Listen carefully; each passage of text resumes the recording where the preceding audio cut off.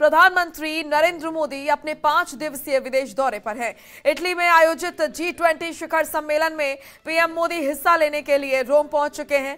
PM Modi 30 से 31 अक्टूबर तक रोम में ही रहेंगे और यहां होने वाले 16वें G20 शिखर सम्मेलन में हिस्सा लेंगे।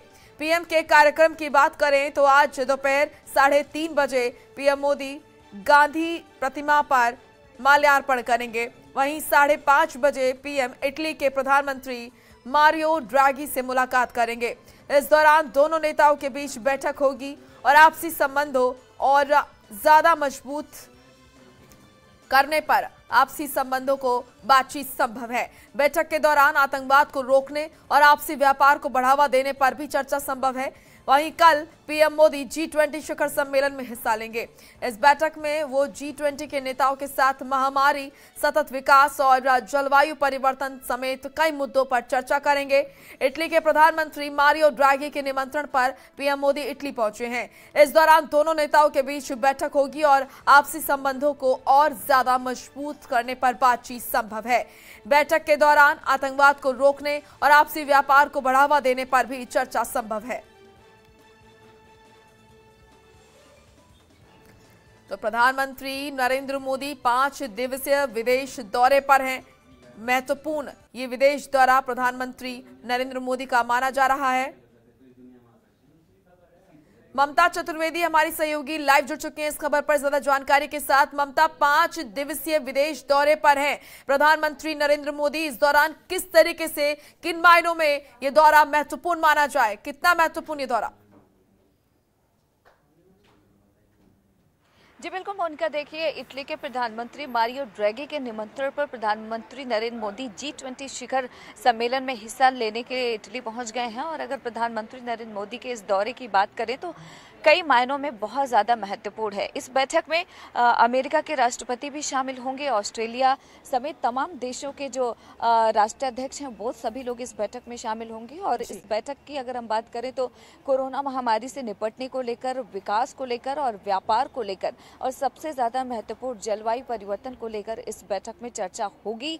और इसके साथ ही जिस तरीके से अंतर्राष्ट्रीय स्तर पर स्थितियां बनी हुई हैं उन तमाम चीज़ों को लेकर भी चर्चा होने की संभावना है। लेकिन सबसे ज़्यादा महत्वपूर्ण चीन को लेकर भी है, क्योंकि वो भी इसका सदस्य है। लेकिन चीन इस बार इस बैठक में शामिल होने नहीं जा रहा है, बल्कि चीन के राष्ट्रपति वीडियो कॉन्फ्रेंसिंग के जरिए इस सम्मेलन में शामिल होंगे। क्योंकि सूत्रों की माने तो मुमकिन है कि इस बैठक में चीनी सामान के उपयोग में कमी को लेकर भी एक बड़ी बैठक हो सकती है। तो ऐसे में कहीं ना कहीं अगर हिंदुस्तान की बात करें तो बहुत ज़्यादा महत्वपूर्ण है। जहाँ तक कोरोना महामारी की बात करें तो लंबे समय से पूरा विश्व इस समस्या से जूझ रहा है। और अगर भारत की बात करें तो वैक्सीनेशन का जो आंकड़ा है वो 100 करोड़ के पार हो गया है। कहीं ना कहीं वैक्सीन को लेकर भारत एक तरीके से आत्मनिर्भर है और इसको लेकर भी विश्व की निगाहें हिंदुस्तान पर टिकी हुई है। क्योंकि सभी लोग चाहते हैं कि जिस तरीके से वैक्सीन में भारत ने बड़ी उपलब्धि हासिल की है बाकी लोगों को भी मिले। क्योंकि देखा जाए तो अन्य देशों को ये बड़ी समस्या है कि वहाँ पर अभी भी लोग घरों से बाहर सही तरीके से नहीं निकल पा रहे हैं, समस्याएं जस की तस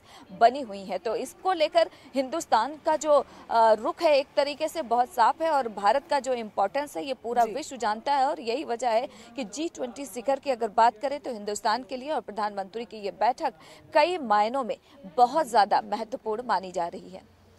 बिल्कुल, और ये देखने वाली बात रहेगी ममता, जब प्रधानमंत्री नरेंद्र मोदी इसमें शामिल होंगे तो किस तरीके से, किन मुद्दों पर बात होती है। लेकिन खासकर कि अगर आतंकवाद की अगर हम बात करते हैं तो भारत, जब भी इस तरीके के सम्मेलन हुए हैं तो भारत जो है पुरजोर तरीके से भारत ने अपनी आवाज़ उठाई है। और जिस तरीके से जो हालात बने हुए हैं, चाहे वो अफगानिस्तान के हालात हो, सबसे पहले आवाज़ उठाने वाला आतंकवाद के खिलाफ अगर कोई देश है तो वो भारत है। जी बिल्कुल, देखिए हिंदुस्तान की तरफ से हमेशा से ही आतंकवाद को लेकर सवाल खड़े किए जाते रहे हैं, चाहे वो हिंदुस्तान के अंदर हो या फिर अंतर्राष्ट्रीय मंच पर हो। भारत सरकार की तरफ से लगातार ये कहा जाता रहा है कि किस तरीके से आतंकवाद से न केवल भारत बल्कि विश्व के तमाम देश भी परेशान हैं और एक लंबी प्रक्रिया है। और इसको लेकर भारत सरकार लगातार ये कहता रहा है कि पूरे विश्व को आतंकवाद से लड़ाई लड़ने के लिए एकजुट होना बहुत ज़रूरी है, क्योंकि अफगानिस्तान में भी जिस तरीके के हालात बने हुए हैं, और अगर भारत की बात करें तो अक्सर देखा जाता है कि पाकिस्तान किस तरीके से भारत की सरहदों पर लगातार आतंकियों को भेजता रहता है और यहाँ पर अपने नापाक मंसूबे को अंजाम देने की हमेशा से ही कोशिश करता रहा है। तो अंतर्राष्ट्रीय मंच पर भारत की तरफ से लगातार ये सवाल खड़े किए जाते रहे हैं कि पूरे विश्व को एकजुट होने की जरूरत है ताकि आतंकवाद से निपटा जा सके। जहां तक G20 शिखर सम्मेलन की बात है तो इस सम्मेलन में सबसे ज्यादा महत्वपूर्ण है आतंकवाद, जलवायु परिवर्तन, व्यापार को लेकर, और इसके अलावा कोरोना महामारी से निपटने को लेकर वैक्सीन को की जो गति है न केवल देश में बल्कि अंतर्राष्ट्रीय स्तर पर उसको किस तरीके से बढ़ाना है, क्योंकि भारत की तरफ से ये भी मांग किया जा सकता है कि वैक्सीन अभी तक कुछ ही कंपनियों के पास ये जिम्मेदारी है या फिर यूं कहें मान्यता है कि वही बना सकती हैं, लेकिन भारत चाहता है कि बाकी कंपनियों को भी इसकी मान्यता मिलनी चाहिए ताकि वैक्सीन की संख्या कम ना हो बल्कि अंतर्राष्ट्रीय स्तर पर ज्यादा से ज्यादा वैक्सीन मुहैया हो सके। बिल्कुल देखने वाली बात रहेगी कोरोना संकट से निजात और काफी दिलचस्प रहेगा कि क्या निष्कर्ष निकलकर सामने आता है। शुक्रिया आपका ममता तमाम महत्वपूर्ण जानकारी देने के लिए।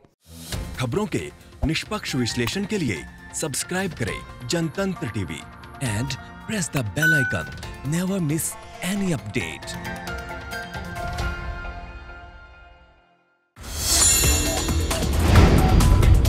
Download the Janatantra TV app, available on Google Play and App Store. Download it now.